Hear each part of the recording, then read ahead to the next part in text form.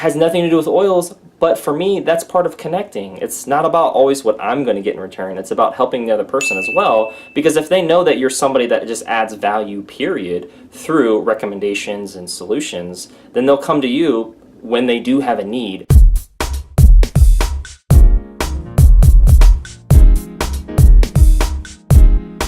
Hey, it's Lance McGowan here, and today I wanted to share with you a text that I got from a woman that I met at one of the networking groups that I go to here locally in Las Vegas, and she texted me thinking I was with Young Living Essential Oils, and that conversation was a little bit interesting, mostly because when I send people texts, it actually takes them to a link to my YouTube main channel page, and one of the first videos that they see is the truth about Young Living and Gary Young.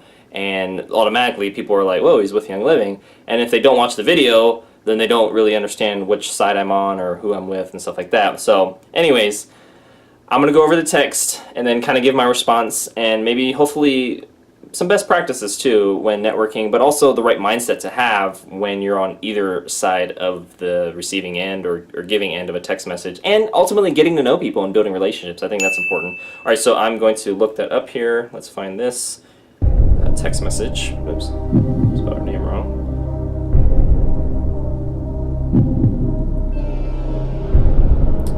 Alright, I found her text message. Here's what I basically open up to folks whenever I do send a text message. It's, hey, how are you? Okay, so to give you a little context, basically we met at the networking event briefly, and then I got her business card, and I just send like a digital business card. And this is my first message back. It's, hey, how are you? It was nice meeting you. Feel free to save my contact info and connect with me on YouTube below. Talk to you soon, Lance McGowan. And then I have a bit.ly link to my main YouTube page. So that's kind of how I roll, trying to go green. But yeah, that's that. And then the next day, or a few days later, I said, hey, this is Lance from the last Meet and Eat. That's the networking event. Would you be open to a 20-minute chat next week to learn more about what we each do and if there's a fit for what we offer? And basically, my intent is really to do just that. So I'm very transparent up front. Let's just get to know each other and maybe, see if there's a fit for what we each offer. And if not, maybe there's a referral opportunity, right? So if I always say, if not you, then who? If not now, then when? Right? So it's like, hey, not just shutting things off just because you're like, right? Anyways, she responded with, hi Lance, thank you for contacting me. I see you are with Young Living. Because she, again, looked at my link when she clicked on it but didn't watch the video, looks like, obviously. She says, I use another brand currently that is not an MLM. So, not sure what she's going with all of that. But she says, if someone is looking to purchase EO, I will give them your contact info. That kind of rhymed a little bit. All right, so she's basically saying she would give a referral without even meeting me, which I'm a little skeptical of if she would even do that, but if she's being truthful and honest, I guess I wouldn't know until I receive the referral. But anyways, it's kind of hard to give somebody a referral if you've never met them or you know if they're the best fit for that person. They're going to be in good hands. Like, I know I'm going to deliver on my end, but it's like, how do you know? Like, you should get to know me first, right? Like, let's sit down for coffee, tea, or just somewhere where we can, get to know each other, right? Learn what we do, why we do it, how long we've been doing it, family, hobbies, all that good stuff. All right, she says, I don't use EO in my practice and don't recommend them unless asked. So that basically tells me that she kind of uses them?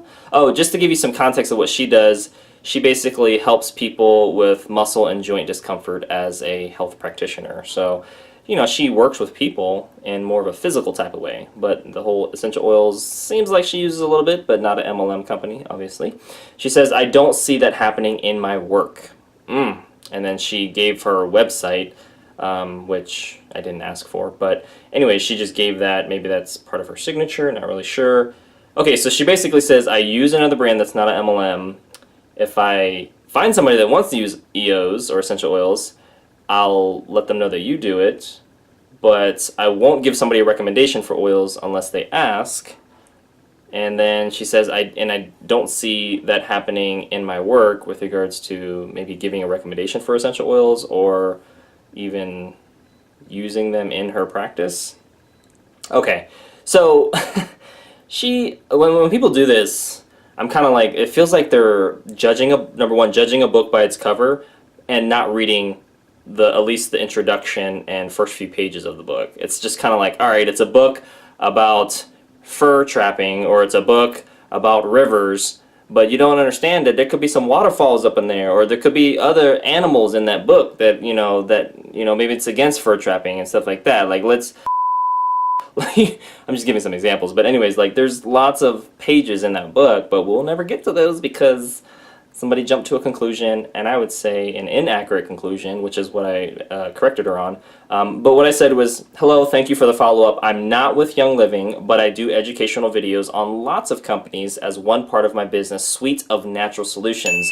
So it was important for me to communicate that, yes, essential oils are a main part of what I do in my business. They're not the only part. I offer a lot of different natural solutions. I have books, I've got online programs, I've got lots of resources, not just videos, but lots of resources to help people, I mean, there's just so much. It's just kind of hard to cover here, and I don't cover it here. But she'll never know that because we never got to know each other. But at the same time, that's part of the process. People are going to judge a book by its cover. They're not going to want to read the rest of the pages, and they are just going to put you in a box, basically. And for me, I'm just like, well, okay. And then I followed up here. I said, I'll work with one of my other contacts instead. So I took away the offer, but I appreciate your consideration. So basically, I said, I'm not with Young Living. I offer a lot more stuff than just oils, and I'm just going to work with somebody else because I don't like the vibe I'm getting from you.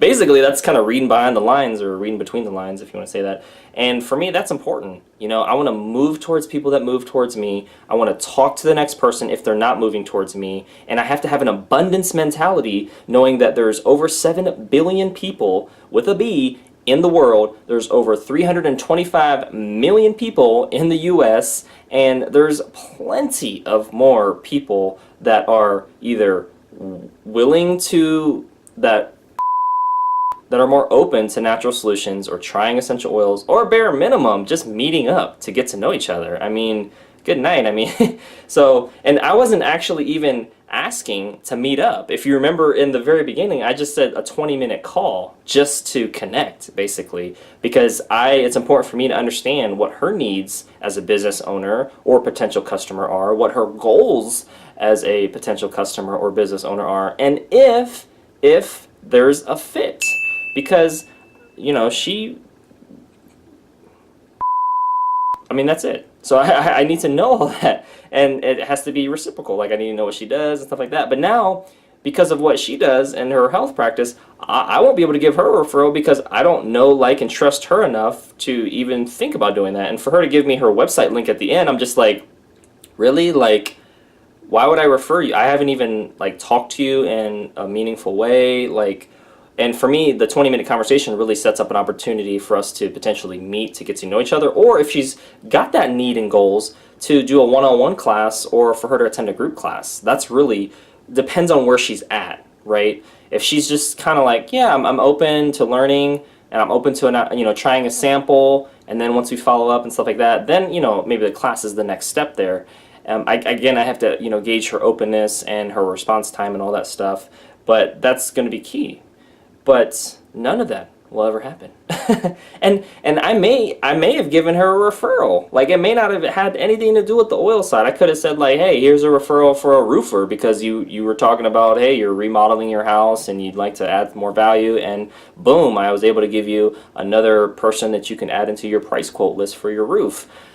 Has nothing to do with oils, but for me, that's part of connecting. It's not about always what I'm going to get in return. It's about helping the other person as well, because if they know that you're somebody that just adds value, period, through recommendations and solutions, then they'll come to you when they do have a need on the health side. And that, for me, is key.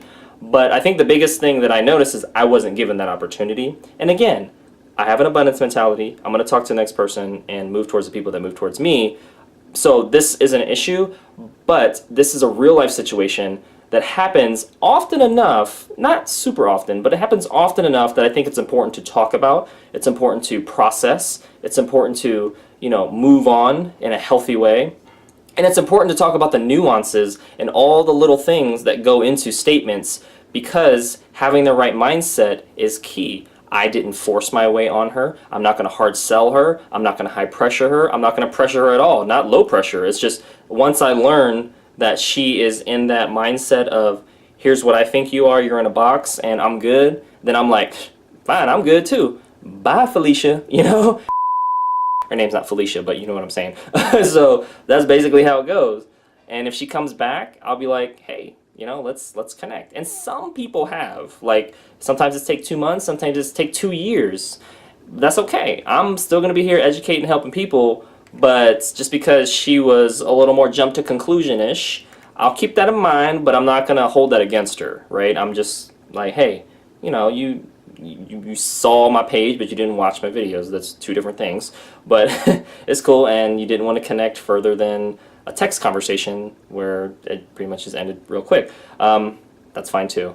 I just hope that you're able to move on to and not be discouraged with text messages like this. These type of messages inspire me and motivate me, because then I know that I have a way to have some verbal therapy through a video. I mean, that's honestly what it is. But also share my thoughts on kind of what's going on and learn how to handle these better in the future. I think there's always going to be best practices or room for improvement on my side and on any side. And I think for her side, I would say it'd be being more open and basically seeking understanding first and doing a 20-minute call. You don't have to leave your home, right? You can come to the conclusion at that point, not based off of one link and a video that you didn't watch, right? And then on my end, I did ask questions to connect.